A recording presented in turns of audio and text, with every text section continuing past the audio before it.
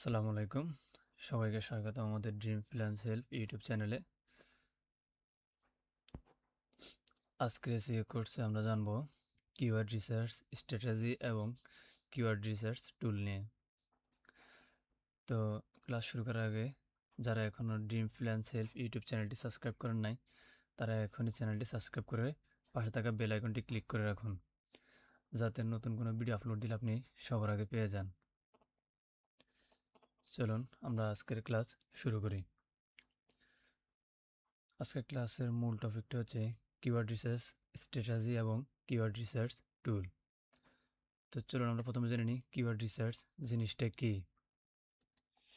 Keyword research হলো SEO এবং digital মার্কেটিংয়ের মূল ভিত্তি। সঠিক কিওয়ার্ড ছাড়া কোনো ওয়েবসাইট, ব্লগ বা আপনি ইউটিউব ভিডিও বলেন ভালোভাবে র্যাঙ্ক করে না। আজকের ক্লাসে আমরা দেখব কিভাবে সঠিক কিওয়ার্ড বাছাই করতে হয়, কিওয়ার্ড রিসার্চ স্ট্র্যাটেজি এবং কোন কোন কিওয়ার্ড রিসার্চ টুল ব্যবহার করে এই কাজটি সহজ ও ইফেক্টিভ করা হয়। আজকে আমরা সেই বিষয়টি দেখব।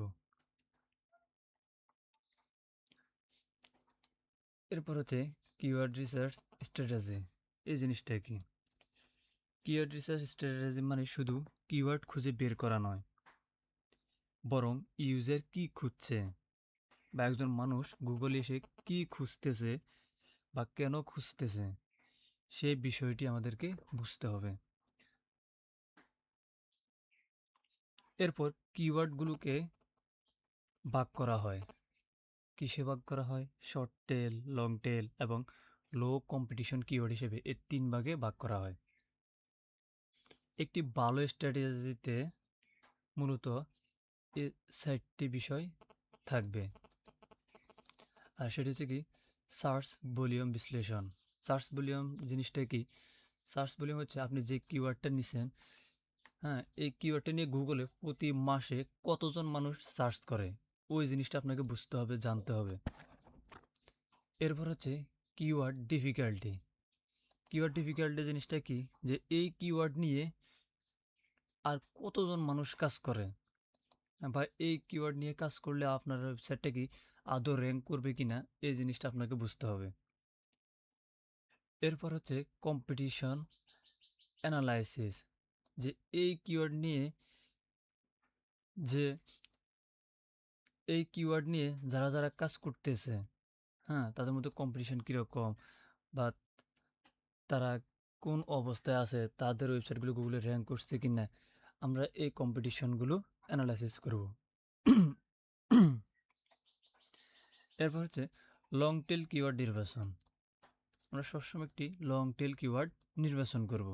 কিওয়ার্ড রিসার্চের ক্ষেত্রে আমরা সবসময় মাথায় রাখবো যে একটা লং টেল কিওয়ার্ড যাতে আমাদের কিওয়ার্ডটা হয়, কারণ শর্ট টেল কিওয়ার্ডে সার্চ ভলিউম সবসময় বেশি থাকে, কম্পিটিটর বেশি থাকে, তাহলে কিওয়ার্ড ডিফিকাল্টিটা বেশি থাকে। এরপর আমরা জেনে নেব হোয়াট ইজ ডুয়েল টাইম। এই ডুয়েল টাইম জিনিসটা কি?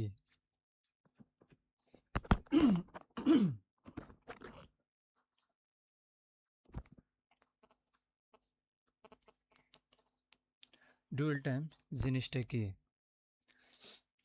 প্রথমে আমরা ডুয়েল টাইম জিনিসটা কি এটা একটু জেনে নিই। Dual time is the actual length of time that a visitor spend on a page before returning to the server. এর মূল ইয়েটা হচ্ছে, যেমন ডুয়েল টাইম হচ্ছে ওই সময় যা একজন ট্রাফিক আপনার ওয়েবসাইটে আসার পর ব্যয় করে ফিরে যাওয়ার আগে। মানে একজন ট্রাফিক আপনার ওয়েবসাইটে আসে কত সময় ব্যয় করতেছে এই ওয়েবসাইট থেকে চলে যাওয়ার আগে। এরপরে হচ্ছে, যেমন আমি কিছু লিখে সার্চ করলাম, অনেকগুলো রেজাল্ট আসছে, সেখান থেকে আমি একটি ওয়েবসাইট ওপেন করলাম এবং 5 সেকেন্ড ওয়েবসাইট দেখলাম এবং ব্যাকে আসলাম, তা হলো ডুয়েল টাইম। এখন এই ওয়েবসাইটে আমার ডুয়েল টাইম কত সেকেন্ড হলো? 5 সেকেন্ড। যেমন আমরা বিষয়টা আরেকটু ক্লিয়ার করলে, যেমন আমরা লিখলাম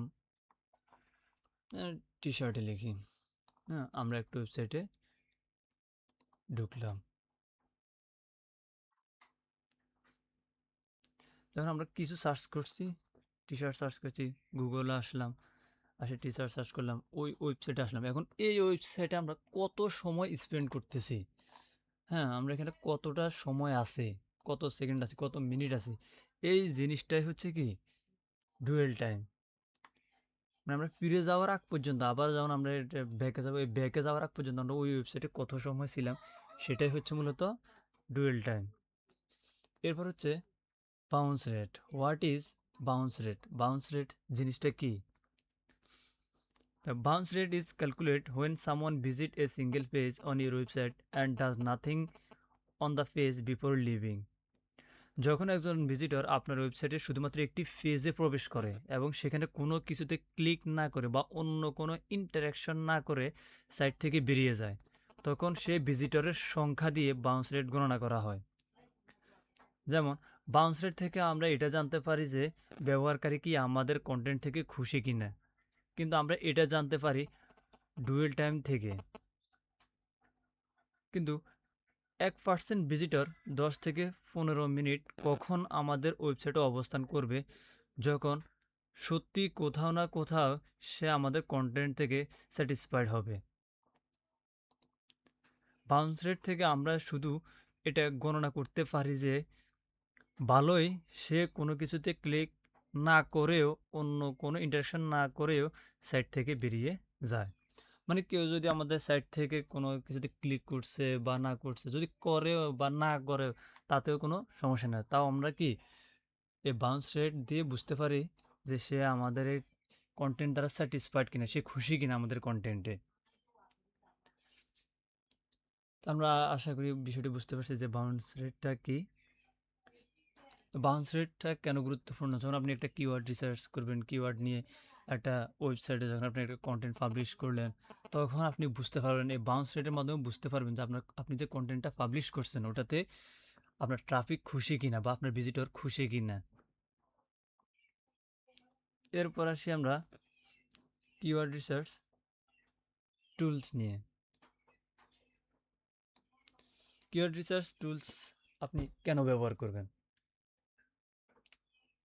এটা মূলত ব্যবহার করা হয় আপনি যে কিওয়ার্ডটা নেবেন এই কিওয়ার্ডটা বিশ্লেষণ করার জন্য। যেমন এই কিওয়ার্ডটার সার্চ ভলিউম কীরকম, কিওয়ার্ড ডিফিকাল্টি কীরকম, কম্পিটিটর অ্যানালাইসিস করার জন্য, লং টেল কিওয়ার্ড নির্বাচন করার জন্য। আপনি যেমন চলো আমরা গুগলে যাই, আমরা দেখি। প্রথমে আমরা সিমরাশে যাব, যেহেতু আমরা সিমরাশ নিয়ে আজকে কথা বলবো। যেমন আপনি সিমরাশে গেলেন, এখান থেকে এসইও সিলেক্ট করবেন, এসইও থেকে আপনি সিলেক্ট করবেন কিওয়ার্ড ওভারভিউ।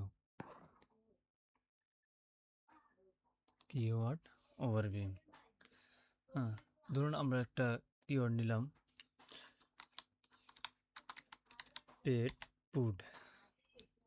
এটার লোকেশনটা পেট ফুড, এটা বিশেষ করে ইউএসএতে বেশি। আর আপনি যখন বাইরের কাজ করবেন তখন কিন্তু বাইরের রাষ্ট্রের বায়ার বেশি হবে, বাংলাদেশি বায়ার খুবই কম বাইরের রাষ্ট্রের। চলুন আমরা একটু দেখি এটা। এখন দেখেন, যখনই আমরা সিমরাশি গেছি, যে কিওয়ার্ড রিসার্চ টুলসটা নিচ্ছি সিমরাশ, আর যখনই আমরা সিমরাশি গেছি, ধরুন আমাদের কিওয়ার্ডটা আমরা এখানে একটু লিখে দিই, কিওয়ার্ড যেমন আমরা নিচ্ছি পেট ফুড। হ্যাঁ, যখন আমরা কিওয়ার্ডটা পেট ফুডে নিয়ে সিমরাশি নিয়ে পেস্ট করছি, তখন আমরা কি কি জিনিস সেখানে দেখতে পাবো। প্রথমে আমরা দেখব সার্চ ভলিউম। এটা হচ্ছে সার্চ ভলিউম। তাহলে এই কিওয়ার্ডে যে পেট ফুড, এই পেট ফুড নিয়ে ইউএসএ, ইউনাইটেড স্টেট বা ইউএসএতে প্রতি মাসে কতজন মানুষ সার্চ করে, সেটা হচ্ছে সার্চ ভলিউম। তাহলে ইউএসএ প্রতি মাসে কতজন মানুষ সার্চ করে? 18.1 কে মানুষ, প্রায় 18,100 মানুষ ইউএসএ প্রতি মাসে এই পেট ফুড নিয়ে সার্চ করে, পেট ফুড নিয়ে সার্চ করে। এরপর আমরা দেখি গ্লোবালি সারা বিশ্বে প্রতি মাসে পেট ফুড এই কিওয়ার্ডটা নিয়ে সার্চ করে 68,600 মানুষ, প্রায় 68,600 মানুষ। আর এখানে আপনি দেখবেন ইউএসএ থেকে কতজন, ইন্ডিয়া থেকে কতজন, অস্ট্রেলিয়া থেকে কতজন, কানাডা থেকে কতজন, ইউকে থেকে কতজন। এরপর আমরা যে জিনিসটা দেখব সেটা হচ্ছে এই সিমরাশির মাধ্যমে আমরা যে জিনিসটা বিশ্লেষণ করবো সেটা হচ্ছে কিওয়ার্ড ডিফিকাল্টি।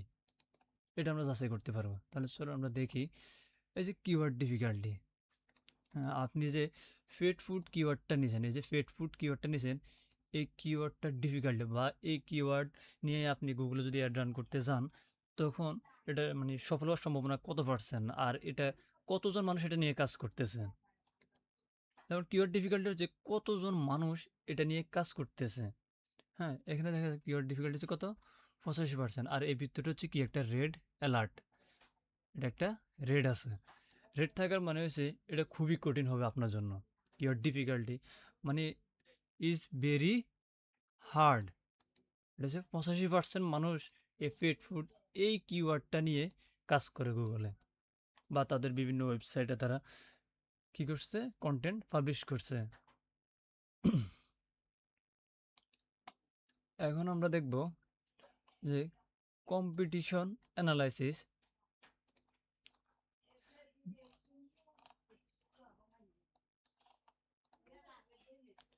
কম্পিটিশন অ্যানালাইসিস জিনিসটা কি, যে একই কিওয়ার্ড নিয়ে কারা কারা কাজ করতেছে আর তাদের র্যাঙ্কিংগুলো কি আসতেছে।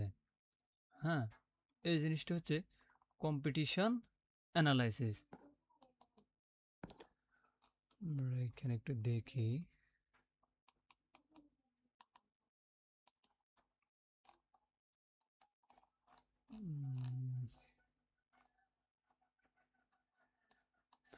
আপনি এই জিনিসটা দেখেন, এই যে 1.6 বিলিয়ন রেজাল্ট আছে এই যে এই পেট ফুড নিয়ে। এই পেট ফুডের কম্পিটিটর রিসার্চ করতে গেলে প্রায় আপনাকে 1.6 বিলিয়ন রেজাল্ট শো করতেছে। হ্যাঁ, এর মধ্যে এখানে কিছু 35টা লিঙ্ক অলরেডি ওরা দিয়ে দিছে, 10টা শো করতেছে, বাকিটা আপনি যদি যদি পেইড ভার্সনটা ইউজ করেন তাহলে আপনি পাবেন। তার মানে এরা এরা কি এই কিওয়ার্ড নিয়ে কাজ করতেছে। এখন আপনি এদের ভিতরে ঢুকি যখন এদেরকে রিসার্চ করবেন যে এরা কীভাবে পোস্ট করতেছে, কি লিখে পোস্ট করতেছে, তারা কিওয়ার্ডটা কোন কোন জায়গায় ব্যবহার করতেছে, তখন আপনি কি করতে পারবেন, কম্পিটিটর রিসার্চটা বা কম্পিটিশন অ্যানালাইসিসটা করতে পারবেন। এটা কম্পিটিশন অ্যানালাইসিস বা কম্পিটিটর রিসার্চও বলা হয়। এরপর হচ্ছে লং টেল কিওয়ার্ড নির্বাচন। চলুন আমরা দেখি। যেমন এই পেট ফুড নিয়ে আমরা সার্চ করছি। হ্যাঁ, এখন সবাই তো আর পেট ফুড নিয়ে সার্চ করে না। এখন এটা আর মানুষ আর কি কি নামে সার্চ করে সেটা আমরা একটু দেখি। সেটা হচ্ছে কেউ পেট ফুড এক্সপ্রেস কিওয়ার্ডটা ব্যবহার করে, কেউ fresh pet food dog food লিখে সার্চ করে, কেউ পেট ফুড অ্যান্ড লিখে সার্চ করে, কেউ এ পেট ফুড লিখে সার্চ করে। হ্যাঁ, দ্য পেট ফুড এক্সপ্রেস লিখে প্রতি মাসে প্রায় ৪৯,৫০০ মানুষ সার্চ করে। এটা একটা, এর প্রত্যেকটা কি একটা এক একটা কিওয়ার্ড। হ্যাঁ, এখন আপনারা নিতে চাই লং টেল, তাহলে লং টেল নিতে হলে ৩ শব্দের যে কিওয়ার্ডটা আছে ওটা হচ্ছে লং টেল কিওয়ার্ড। তো কিওয়ার্ড নির্বাচন করার ক্ষেত্রে আমাদের যে বিষয়টা গুরুত্বপূর্ণ মাথায় রাখতে হবে সেটা হচ্ছে এই যে কেডি হচ্ছে কিওয়ার্ড ডিফিকাল্টি, যেটার কেডি কম কিন্তু সার্চ ভলিউম বেশি, আমরা ওই ধরনের কিওয়ার্ডটা নেব। কারণ ভলিউমটা বেশি হলে বেশি মানুষ সার্চ করবে, গুগলে বেশি মানুষ সার্চ করবে।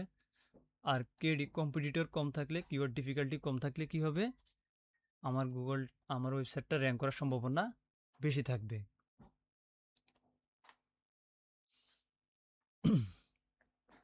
তো এখানে দেখুন, এখানে আরও কিছু কিওয়ার্ড দিয়েছে, can you fresh pet food dog food, fed dog food, মানে এগুলো লিখেও কি গুগলে মানুষ সার্চ করে।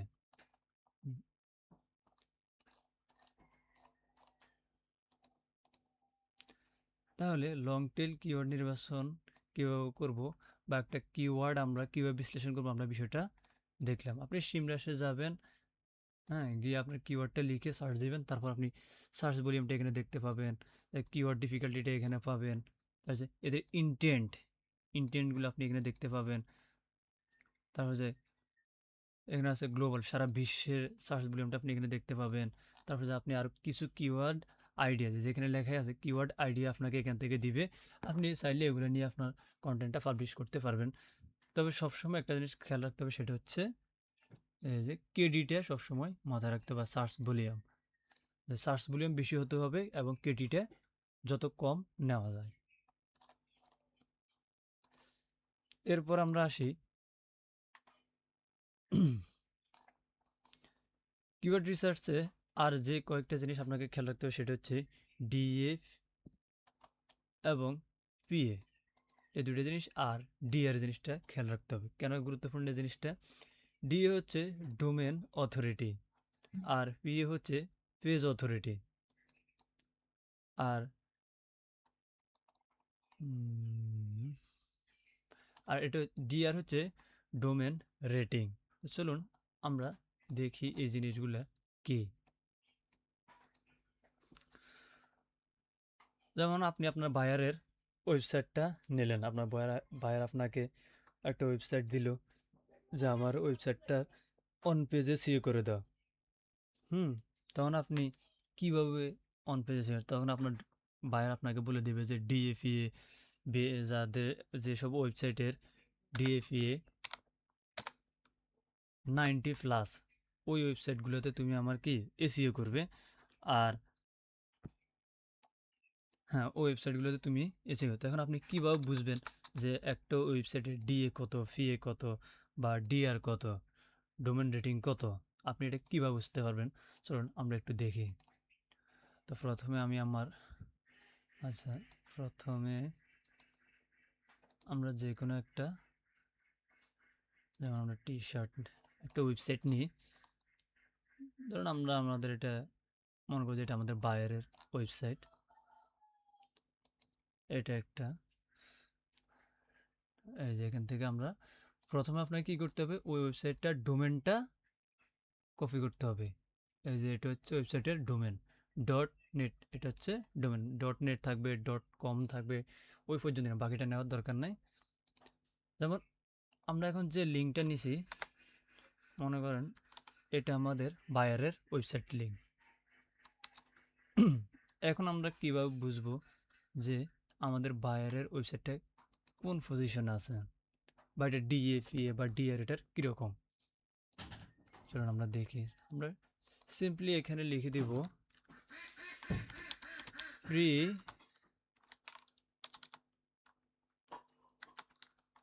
DAPA checker. এই যে ফ্রি ডিএপিএ চেকার,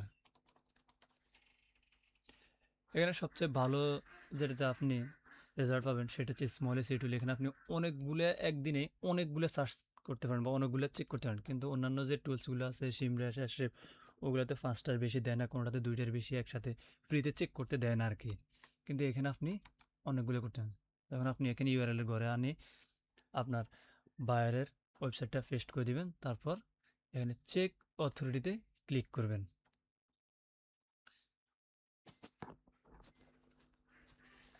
একটু লোডিং নেক। এরপর আপনি দেখেন যে ডিএ, ডোমেন অথরিটি, হ্যাঁ ডোমেন অথরিটিটা কত এখানে? মাত্র 23। ডোমেন অথরিটি মাত্র 23। ডোমেন অথরিটি হচ্ছে আপনার যে ডোমেনটা আছে, যে .net, হ্যাঁ কেউ কেউ .com থেকে ডোমেনটা কিনে, কেউ কেউ .net থেকে কিনে, এই ডোমেন অথরিটিটা, ডোমেন অথরিটি কত? 23। আর আপনার পিএটা কত? পিএ হচ্ছে 40, মানে পেজ অথরিটি, পেজ অথরিটি হচ্ছে 40 আর ডোমেন অথরিটি হচ্ছে 23 এই ওয়েবসাইটের। এই যে আমরা যে ওয়েবসাইটে clothing.net যে ওয়েবসাইটটা নিছি, এই ওয়েবসাইটের ডিএটা হচ্ছে 23, পিএটা হচ্ছে 40। এরপর আমরা এই একই ওয়েবসাইটের ডিআরটা চেক করব। Free DR, free DR checker. আমরা এখানে স্মল এসিতে যাব, যাওয়ার পর আমরা এখানে পেস্ট করে দিব নট এ রোবট। এটা একটু প্রথমে কমপ্লিট করতে হবে। আচ্ছা, আমরা এটাতে এখন অনেক টাইম লেগে যাবে, আমরা আরেকটাতে ঢুকি, ফ্রি ডিআর চেকারে। যেমন আমরা কোনটাতে যাব, অ্যাস্ট্রেপে যাই, দেখি আমরা এখানে পেস্ট করি ডিআর চেকারে। এই যে দেখুন, ডিয়ার ডোমেন রেটিং, আপনার এটা মানে শতকরা কত রেটিংয়ে আছে এখন, 38 নাম্বার রেটিংয়ে আছে। হ্যাঁ, এই ডোমেন রেটিংটা কত, 38। তাহলে আপনি এখন বুঝতে পারছেন যে একটা ওয়েবসাইটে ডিআর কীভাবে চেক করবেন, একটা ওয়েবসাইটে ডিএ কীভাবে চেক করবেন, একটা ওয়েবসাইটে ফিএ কীভাবে চেক করবেন। আশা করি বিষয়টা বুঝতে পারছেন। তাহলে ডিএ ফিএ আপনার কখন দরকার হবে, যখন আপনি অফ পেজ এসইওতে ব্যাকলিঙ্ক করতে যাবেন, তখন বাইরে আপনাকে বলে দিবে যে তুমি হাই ডিএফি অথরিটি পেজে আমার ওয়েবসাইটের ব্যাকলিঙ্কটা ক্রিয়েট করবা, তখন আপনার ডিএফি এটা প্রয়োজন হবে, আর ডিআরটাও তখনই প্রয়োজন হবে।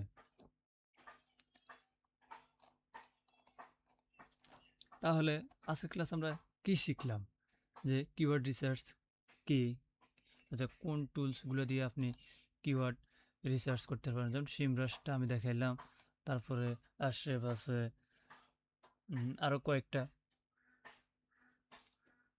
টুলস আছে যেগুলোর মাধ্যমে আপনি কিওয়ার্ডটা রিসার্চ করতে পারবেন। তো আশা করি আজকের ক্লাসটি আপনারা বুঝতে পারছেন। তো যারা এখনও আমাদের ড্রিম ফ্রিল্যান্সের ইউটিউব চ্যানেলটি সাবস্ক্রাইব করেন নাই, এখনই সাবস্ক্রাইব করে নিন আর পাশে থাকা বেল আইকনটি ক্লিক করে দিন। আর সামনের ক্লাসে আমরা, পরবর্তী ক্লাস আমরা যেটা শিখব সেটা হচ্ছে full checklist of on page SEO. আমরা একটা অন পেজ এসইওতে আপনি কি কি কাজ করবেন, একটা অন পেজ এসইওতে আপনি কি কি কাজ করবেন তার পুরো একটা চেকলিস্ট আমরা এভাবে দিয়ে দিব, আর ওই চেকলিস্ট ধরে ধরে আমরা একটা একটা করে কাজ প্রতিদিন করব ইনশাল্লাহ।